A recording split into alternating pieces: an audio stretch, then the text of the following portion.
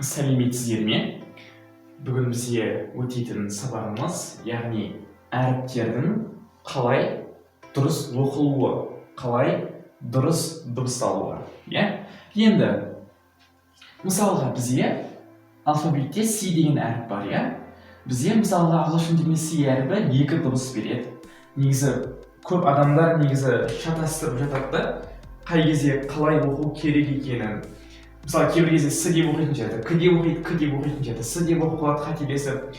Мысалға, негізі бұның айырмашылығы өте оңай. Мысалға, мына C әрібін С дыбысын беру үшін бізге, осы C әрібі С деп оқу үшін, осы C әріпінен кейін, E, I, Y. Егер де осы үш әріптің біреуі келетін болса, осы C әріпінен кейін, осы үш әріптің біреуі келетін болса, ол кезде С деп оқимыз біз. Мысалға, center. Яғни center дегенде мысалы C әріпінен кейін, жалғасып келсе, E әріпі, E әріп тұр ғой, сол себепті бұл жерде бізде С дыбысын беріп тұр. Center. Автоматты түрде С деп оқылады, потому что E әріп тұрына жақшаның ішіне. Бұны кентер деп айтпаймыз, центр бізде орталық деп отырады. Мысалы, мынау примерно мына жер тақтаның ортасы, мына жерді біз центр десек те болады. Центр, окей? Келесі бізде cinema, яғни I әріп деп тұр бізде, cinema. Бізде кинотеатр деп отырады. И потом Cyprus деген бізде Кипр деген елдің аты, немесе Кипр аралы да бар, егер де естісеңіз. И потом егерде осы E, I, Y, осы үш әріптің біреуі C әріпінен кейін келсе, яғни С дыбысын береді. Өте оңай бұл бізде. И потом егерде бізде C әріпінен кейін E, I, Y, осы жақшаның ішіндегі үш әріптің біреуі келмесе егер, одан басқа әріптер келсе, осы үшеуінен басқа әріптер, ол кезде бізде К дыбысын береді. Мысалға, cap деген бізде крышка, мысалы мынау маркердің крышкасы ғой, cap. This is a cap. Енді, бұл жерде бізде C әріпінен кейін үш әріптің біреуі келген жоқ, A әріпі келіп тұр, жалғасып. И поэтому біз бұл жерде К деп оқимыз бұл жерде. К. Келесі бізде accent. Мына жерде К дыбысын беріп тұр. Себебі C әріпінен кейін мына үш әріптің біреуі жоқ. C әріпі тұр, accent. Енді мына жерде С дыбысын беріп тұр. Себебі не үшін? Себебі E әріп деп тұр, accent. Өте оңай. Оның қиын ештеңесі де жоқ, и все. Осы үш әріпті жаттап алу керек, и все болды. Өмір бақи ұмытпайтындай. Келесі бізде G әріпі бар. G әріпі бізде әдетте негізі Г дыбысын береді. Немесе Ж дыбысы. Яғни екі дыбыс береді. Яғни бұл да көп адамдардың проблемасы қай кезде қалай дұрыс оқылу керек екені. Мысалға, бізде G әріпін Г деп оқу үшін A, O, U осы үш әріптің біреуі G әріпінен кейін келсе, ол кезде бізге Г дыбысын береді. Яғни осы жерде C әріп сияқты. Енді мысалға қараңыздар, game, ойын, игра. Енді осы A әріпі G әріпінен кейін келіп тұр ғой, сол себепті бізге бұл Г дыбысын береді. Game. Келесі бізге gold, алтын деп отырады. Яғни Ö әріпі келіп тұр бізде, немесе gun, яғни пистолет, тапанша деп отырады.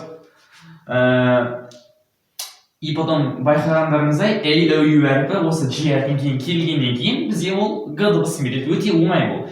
Енді келесі бізге G әріпінен кейін, мысалға E, I, Y осы үш әріптің біреуі G әріпінен кейін келсе, Ж дыбысын береді ол кезде бізге. Ж дыбысын.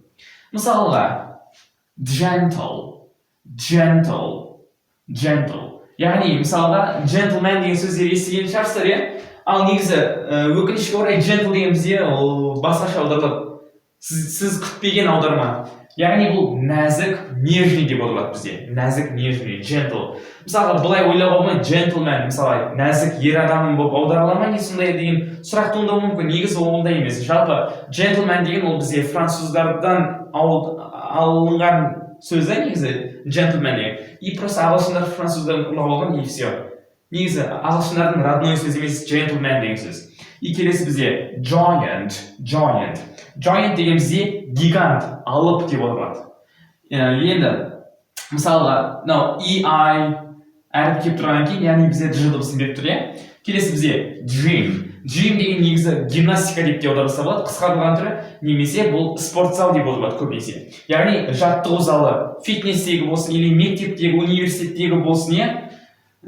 И потом бізде ескере кететін жайт, ескерту сіздерге. Мысалға мынау EI осы екі әріп G әріпінен кейін келіп тұрғанның өзінде де мысалға G деп оқымай G деп оқылып кететін заңдылыққа бағынбайтын сөздер бар. Мынандай заңдылыққа бағынбайтын сөздер бар. Яғни мына сөздер мына заңдылыққа бағынбайды бізде. Яғни мысалы бағана G әріпі G деп оқылу үшін A, O, U әріпі келу керек еді ғой, иә? Негізі бұл жерде заңдылыққа бағынбай тұр. Яғни EI әріпі келгенде негізі G деп оқу керек. Мысалға girl қыз деп отырады. Яғни бұл негізі girl деп оқылу керек еді, но бірақ заңдылыққа бағынбайды. Келесі gift сыйлық, подарок деп отырады, сыйлық. И потом бізде give бұл беру деп аударылады, немесе give екінші аудармасы сыйлау, подарить, немесе отдавать, дать, иә? Келесі бізде get негізі jet деп оқылу керек еді, фонетикалық заңдылық бойынша. И потом мынау заңдылық бұзылған. Негізі ағылшындарда негізі заңдылық, фонетикалық заңдылық өте бұзылып кеткен.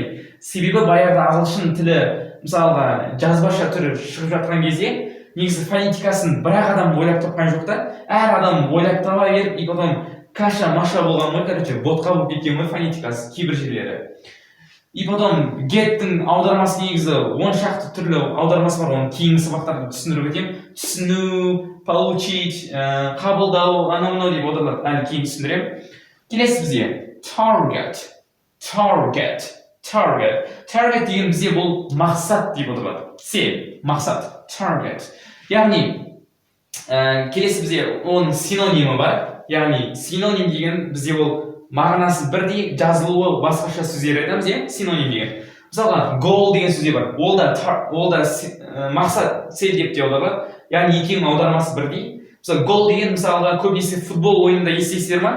Goal деген яғни мақсат деп отырады ол. Яғни мысалға мақсат, мысалы футбол ойыны негізі ағылшындар ойлап тапқан, иә? Егер білсеңіздер. Жалпы негізі goal деген себебі, яғни олар мақсатына жеткені үшін. Яғни футболдың ойынның мақсаты да сол ғой, яғни допты қақпаға кіргізу. И солай. И потом together ол бірге деп отырады, вместе. И потом осыларды жақсылап тұрып жаттап алуларыңыз керек.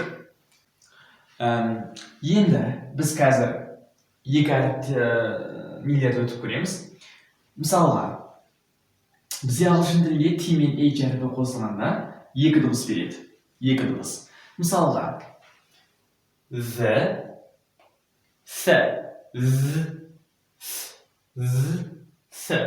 яғни, жақшаның ішіндегі тұр емес пе, тік төртбұрыш жақшаның ішіндегі, бұлар жалпы негізі әріптер емес негізі.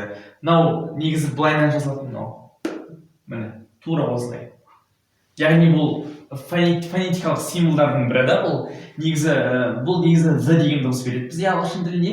Ал мынау өз сияқты тұрған бұл с, типа сағауша. Мынау з дегенде мысалға араның дауысына ұқсайды. Мысалға ара з деп шығады ғой, иә? Ара мысалға. Ал мынау жыланның дауысына ұқсайды. Мысалға типа яғни киноларда көрсеңіздер жылан шағайын деп тұрғанда деп тұрады ғой, сол сияқты. Мысалға this, that, that. This деген бізде мынау деп отырады, ал that деген бізде бұл анау деп отырады. Мысалға this деген мынау, яғни мысалға өзімізге жақын тұрған затты, яғни біз this деп айтамыз, яғни мынау. Мысалға мынау тақта маған жақын тұрса, онда this board, немесе this marker. Мынау маркер маған өте жақын тұр, иә? Енді мысалға зат деген бізде анау деп отырады, яғни бізге алыс тұрған затқа айтамыз, яғни мысалға анау, мысалға үстел маған алыс тұр, анау стол деген сияқты, иә? и потом bizga s-ga misolga bath ya'ni vanna, thank you, rahmet. Жалпы негізі біз қай кезде з, қай кезде с деп оқитынын біз өкінішке орай біз біле алмаймыз. Оның ережесі жоқ вообще негізі. Оны тек қана жаттап қана білу керек. Енді бізде келесі кезекте с мен h әрпі. Мысалы с мен h әрпі көбісі ойлайды тек қана ч деген дыбысты ғана береді деп. Негізі олай емес. Бұл бізге ш мен к деген дыбысты да береді. Мысалы ч-ға China, яғни Қытай деп отырылады. China деп айтпаймыз. China, Қытай елі. Teacher, мұғалім. И потом ш деген дыбысты да береді. Mustache, яғни мұрт айтамыз. Мұрт, яғни машина, немесе washing machine деген сөз бар, иә? Естіген болсаңыздар, стиральная машина мысалы. Келесі бізде к деген дыбысы да береді. School, мектеп. Technology, технология, иә? Енді келесі кезекте бізде s пен h әрпі. Мысалға ш дыбыс береді, ш деген дыбысты береді ол бізде. Мысалға sheep, деп оқиса, ірімшік дегенде сияқты, sheep. Sheep, екі и қосылса бізде и дыбысын береді бізде, sheep. Sheep деген бізде кеме, корабль деп отырады. Теңізде жүретін мұхиттарда, иә. Ал sheep деген қой, яғни төрт түлік мал, қой, sheep. Екеуінің айырмашылығы осында. I, sheep. Келесі кезекте бізде n мен g әрпі, мысалға екі дыбыс береді, и потом ыңғы. Яғни бұл n мен g әрпі сөздің соңында келсе, king, long деген сияқты, яғни сөздің соңында келсе, дыбысын береді. King, патша, король, long, ұзын, ұзақ деп отырады, немесе long time деп айтады, ұзақ уақыт. И потом бізде ыңғы, яғни ол сөз ортасында келу керек. Яғни English, single. И потом мысалға English деген ағылшын екен білесіз, single деген бізде бойдақ деп отырады негізі, одинокий, жалғыз деп те отырады. Мысалға I am single, мен бойдақпын. И потом single bed деген сөз бар. Single bed деген бұл бір адамдық төсекті айтамыз, яғни кровать болады ғой. Мысалы single room, яғни бір адамдық комната, көбінесе бұны қонақ үйлер деп қолданамыз. Мысалы ресепшнге барған кезде сұрайсың, can I have a single room please деген сияқты. Енді бізде келесі кезекте n мен k әрпі деген дыбысы береді бізде. Например, бізде bank, яғни бізде ақша алатын жерді айтамыз, bank деп. Bank, thank, рахмет. Drink, яғни ішу деп аударылады, немесе напиток, сусын деп те аударылады бұл. Келесі бізде p мен h әрпі қосылғанда f дыбысы береді. Мысалға photo. Біз бұны фото деп оқымаймыз. Себебі бұл орысша акцент болып келеді да, орыстар оны фото деп айтады. Ал ағылшынша ол photo. Яғни әу деп дыбыстау керек. И потом бізде phone. Яғни телефон. Alphabet. Алфавит, иә? Ал бізде әріпті бізде letter. Немесе letter деген сөз бізде хат деп те аударуға болады. Келесі бізде T мен U әрпі. T мен U әрпі қосылғанда бізде ч дыбысын береді бізде. Ч. Мысалға situation. Яғни T мен U әрпі қосылып бізде ч дыбысын береді. Бұны біз situation т деп оқымаймыз мына жерде. Мысалға көп адамдардан естіп жатқан, немесе даже тіптен ағылшын кейбір мұғалімдер де естіп айтады. Көп мұғалімдер. Situation, яғни ч дыбысын береді. Яғни ситуация деп отырылады. Picture. Бұл бізде сурет деп отырылады. Nature. Бұл табиғат деп отырылады бізде. Природа дейміз ба? Келесі бізде culture. Яғни мәдениет, культура, иә? Келесі бізде енді G мен H әрпі бар. Яғни бізде G мен H әрпі қосылғанда бізде F дыбысы береді. F. Мысалға laugh. laugh күлкі немесе күлу деп отырады. Ха десеңе. Enough жеткілікті, достаточно. Яғни I have enough money. Менде жеткілікті ақша бар деген сияқты, иә.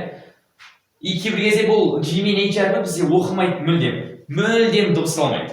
Мысалға night. Яғни бізде мынау G мен H әрпі бізде оқылмайды. Просто мына үш әріп қана оқылып тұр. Night түн деп отырылады. Ночь түн, иә. Қазір түн болды ма? Енді тағы да осындай night деген сөз бар, но бірақ алдында K деген әріп жазылады бірақ. Бұл енді бізде рыцарь деп отырылады. Рыцарь. Мысалға британдық әскерлерді айтамыз, яғни мысалға бір андай темір сауыт киіп алатын бір әскерлер болады, андай найза ұстап ше, бір жылқының үстіне деп жүреді ғой, иә. И потом киноларда ана найзамен ішіне тығады ғой, жүгіріп келіп, андай шауып келіп деген ғой. И потом осы бізде night рыцарь. И потом айта кететін жайт, мысалға шахмат ойынын білесіздер ғой, иә. Біз шахмат ойынында мысалға ат фигура бар ғой, андай ғырып жүреміз ба.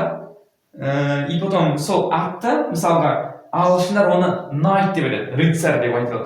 Олардың түсінігі бойынша, олардың понятиясы бойынша олар енді рыцарь деп айтады да. Ал енді біздің түсінігімізше ол шахматтағы фигура ол бізге жылқы ат қой, ал оларда ондай емес. Келесі бізде light деген бізде жарық деп аталады. Қазір мынау бөлме жарық болып тұр ғой, қазір жарық болып тұр, көрініп тұр, иә. И потом бұны свет, анау короче свет қой.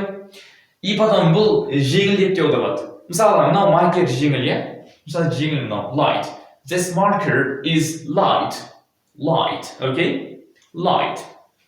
Енді келесі бізде сосын мынандай сұрақ туындауы мүмкін, қай кезде F, қай кезде оқылмайды деген. Өкінішке орай бұның нақты бір заңдылығы жоқ, қай кезде F, қай кезде оқылмайтыны. Оны тек қана жаттап қана білуге болады, өкінішке орай. Мысалы бізде TION, яғни осы төрт әріп қосылған кезде бізде шын деген дауыс келеді. И потом мысалға орыс тілінде мысалы ция деген окончание келетін сөздер бар ғой, иә? Ция.